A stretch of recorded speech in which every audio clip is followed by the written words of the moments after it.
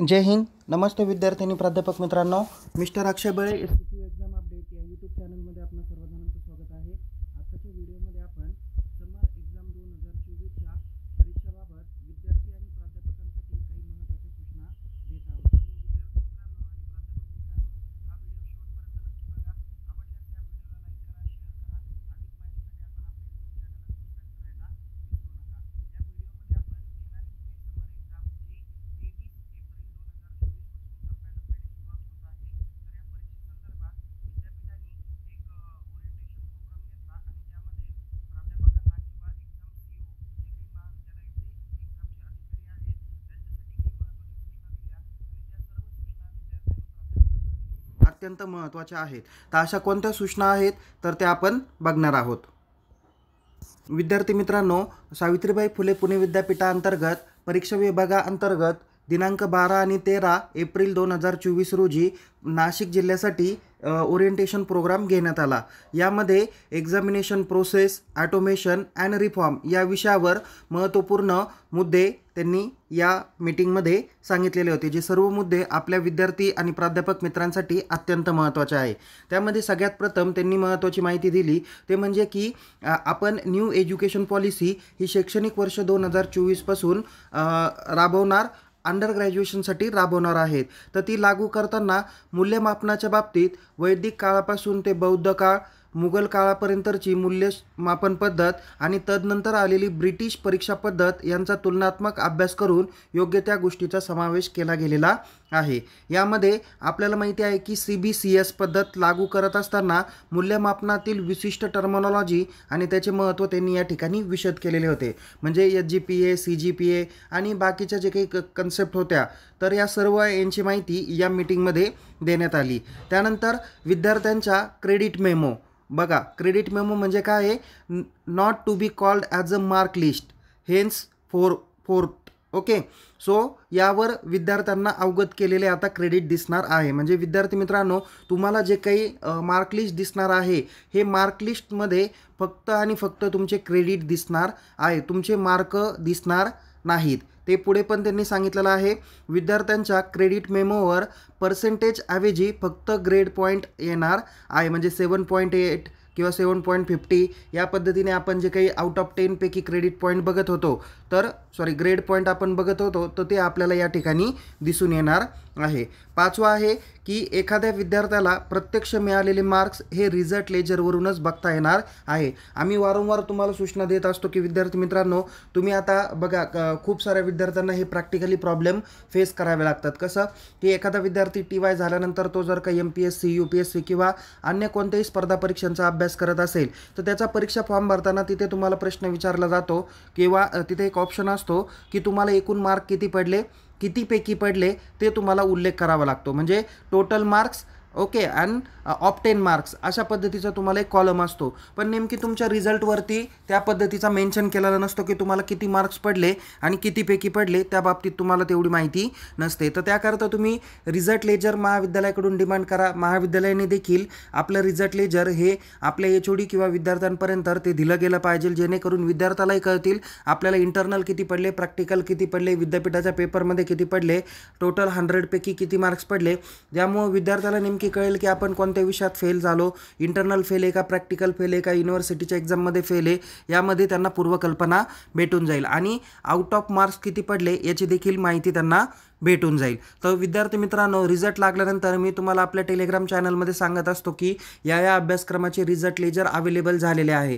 तर महाविद्यालयाने ते रिझल्ट लेजर आपल्या विद्यार्थ्यांपर्यंत पोहोच केले तर विद्यार्थ्यांच्या मनातली जी काही शंका आहे ती निश्चित दूर होणारी आहे. ओके, सो 6 नंबर सांगितलेलं आहे आणि ते विद्यार्थ्यांना आपण वारंवार सांगितलेलं आहे की विद्यापीठाने पुरवणी पद्धत पूर्णपणे बंद केलेली आहे. म्हणजे तुम्हाला जर का 50 गुणापर्यंतची प्रश्नपत्रिका असेल की 50 गुणापर्यंत म्हणजे किती, 25 मार्क, 35 मार्क, 40 मार्क, 50 मार्क या पद्धतीची जर का विद्यापीठाची परीक्षा असतील तर यासाठी तुम्हाला 24 पानाची आन्सर शीट दिली जाणार आहे. जर का तुमची प्रश्नपत्रिका ही 50 मार्कापेक्षा जास्त ते 100 मार्कापर्यंत असेल त्यासाठी तुम्हाला 36 पानांची उत्तरपत्रिका वापरावी लागणार आहे। म्हणजे बघा जसं मी मागच्या वेळेस पण उदाहरण दिलं होतं की एम.कॉमचा 2019 क्रेडिट पॅटर्न हा 60 मार्काचा विषय होता, आत्ता 2023 पॅटर्न हा 70 मार्कांचा आहे, बी.कॉम परीक्षा 70 मार्कांची आहे। त्यामुळं विद्यार्थी मित्रांनो, तुमचा जर का पेपर 70 मार्कांपर्यंत असेल किंवा 50 ते 100 मार्कांपर्यंत असेल तर त्यासाठी तुम्हाला 36 पानाची उत्तरपत्रिका वापरायची आहे। पुढे सांगितलेलं आहे कुठल्याही परिस्थितीत पुरवणी दिली जाऊ नये, त्यासाठी पर्यवेक्षक आणि परीक्षा अधिकारी यांनी विद्यार्थ्यांना सूचित करायचं आहे। आणि बघा उत्तरपत्रिका लिहिताना पुरेपूर वापर करा या पद्धतीच्या सूचना देखील त्यांनी दिलेल्या आहे। जसं की विद्यापीठाच्या उत्तरपत्रिकेवर आधी समास किंवा मार्जिन सोडलेला असतो। तुम्ही उत्तरपत्रिका आता बघा, त्यामध्ये तुम्हाला लेफ्ट साईडला काय केलेला आहे, मार्जिन सोडलेला आहे।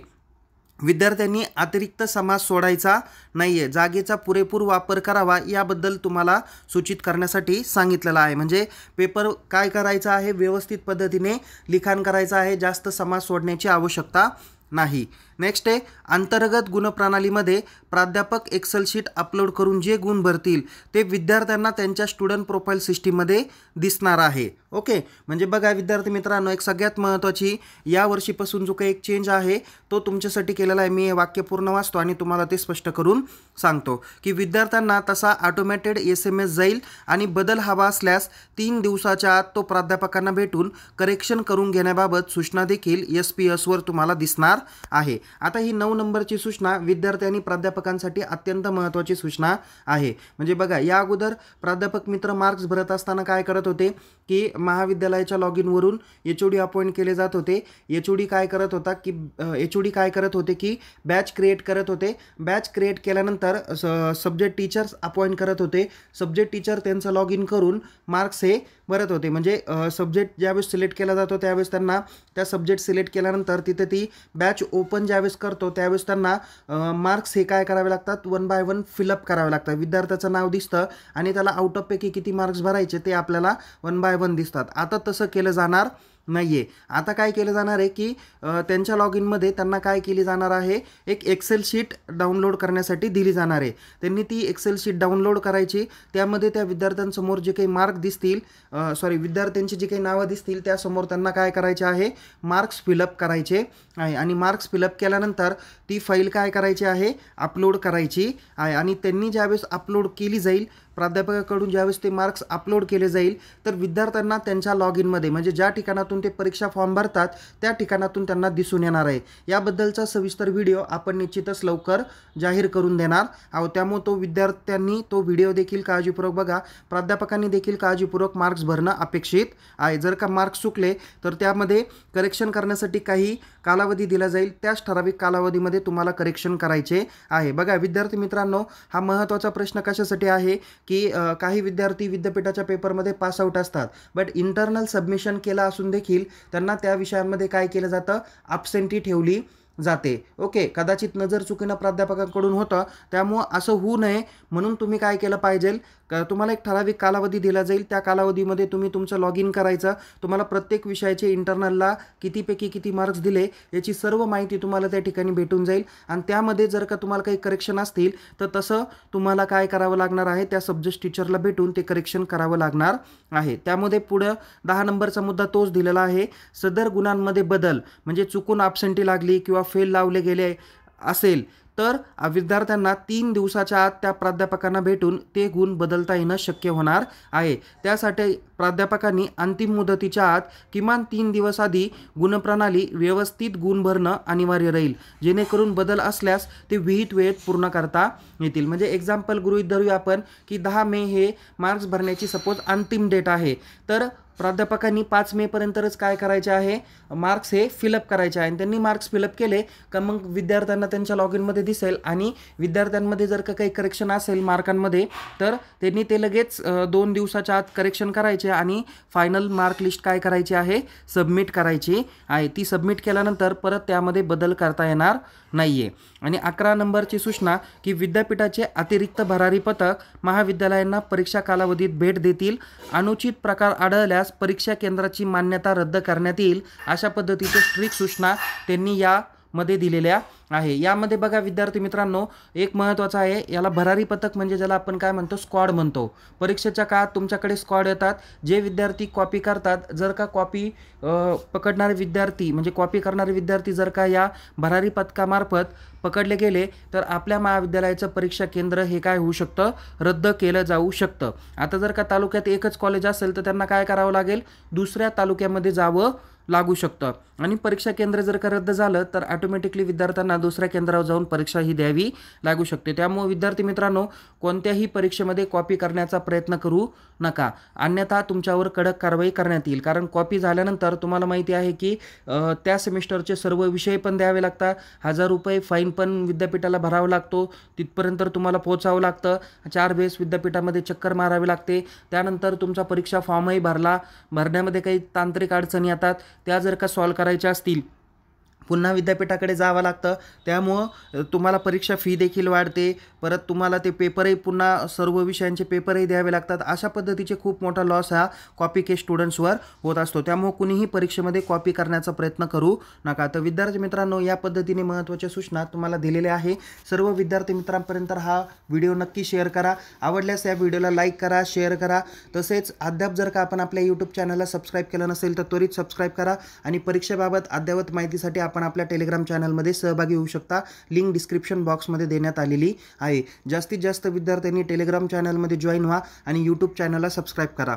विद्यार्थी मित्रांनो, आपल्याला या यूट्यूब चॅनल आणि टेलिग्राम चॅनलमार्फत विद्यापीठाचे तसेच महाविद्यालयाचे प्रवेश, त्यानंतर म्हणजे ॲडमिशन, त्यानंतर तुमचे परीक्षा फॉर्म, परीक्षा वेळापत्रक, परीक्षेचे हॉल तिकीट, नंतर परीक्षेसंदर्भातल्या काही महत्त्वाच्या नोटिफिकेशन्स आणि परीक्षेचे जो काही निकाल आहे त्या सर्व बाबतीत वेळोवेळी माहिती देण्याचं काम आपण आपल्या टेलिग्राम चॅनल आणि यूट्यूब चॅनलमार्फत करत असतो। त्यामुळे सर्व विद्यार्थ्यांनी या यूट्यूब चॅनलचा आणि टेलिग्राम चॅनलचा लाभ घ्या। त्यामुळे विद्यार्थी मित्रांनो, जास्तीत जास्त विद्यार्थी याच्यामध्ये सहभागी राहा, जेणेकरून तुम्हाला परीक्षेबाबतल्या अद्ययावत माहिती हा निश्चित वेळेवर भेटतील। सो पुन्हा भेटूया एका नवीन विषयासह, नवीन व्हिडिओसह। तोपर्यंत येणाऱ्या परीक्षेसाठी आपणास खूप खूप शुभेच्छा। टेक केअर, जय हिंद, धन्यवाद।